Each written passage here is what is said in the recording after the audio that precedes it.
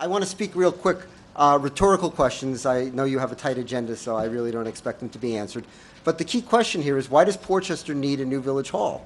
Is there a positive economic return on investment to the taxpayers? In fact, have the taxpayers gotten their money's worth out of the about $18 million tab that they've spent on the existing village hall at Grace Church Street? Do you know we've only been in there as a village hall for just about 7 years? It was 7 years ago this year that they moved in there.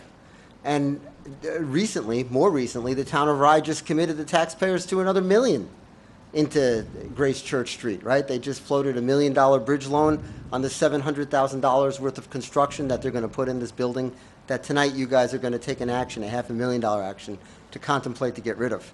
I want to urge you to slow down, please, as a taxpayer. The existing village hall is financially underwater. You really don't know how you're going to pay for a new $39 million project. It really reminds me of somebody wanting to buy a house and then after they buy it realizing they can't afford it and then needing to foreclose. Well, it doesn't work that way with village halls, right? We're kind of married to it. Actually, it more reminds me of somebody who wants to have a baby and doesn't really understand the cost of rearing a kid, and they try to get pregnant, and once they're pregnant, they say, oh, gotta have the baby. And the $500,000 is, oop, trying to become pregnant maybe. Is this good for economic development for the village to remove property from the assessables?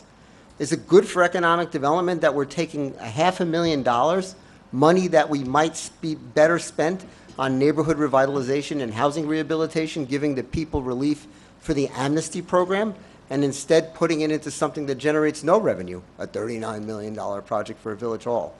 Whether you need a police station or not is a different issue, but somebody should talk to the people next door over at Stileman, because that might be the cheapest way to crack that nut. You know, is a municipal center next to the train station, next to the Capitol Theater? You're talking about the vitality of the village and how much has changed. Is this the highest and best use of the land to move the village hall there and to take away 2 acres of land?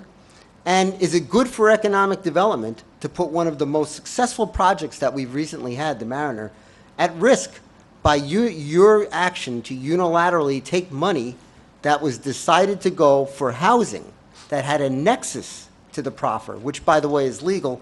And I would urge you caution with what you're doing with the other project, because it has to go to something that has a nexus. Otherwise, it's contract zoning, which, when last I heard, was illegal in New York State.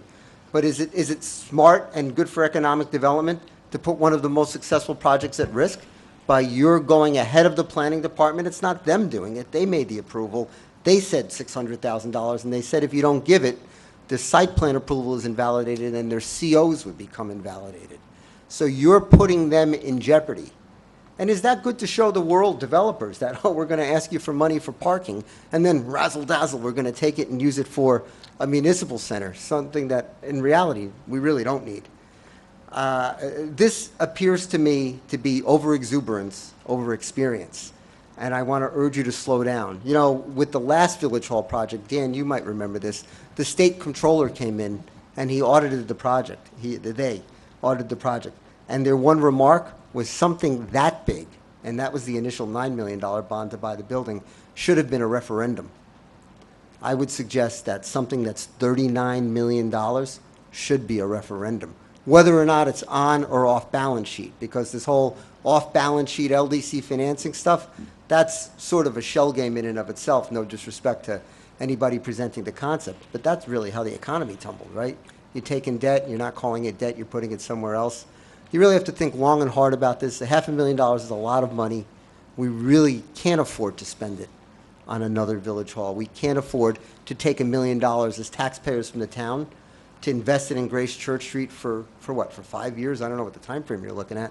Slow down, unwind that money. Think about how you want to spend that money from the castle and the Mariner, my advice would be. The neighborhood revitalization, the master plan calls for it, that has an economic return on investment, not building a village hall. And think about the cheapest way to solve the police station problem. Thank you.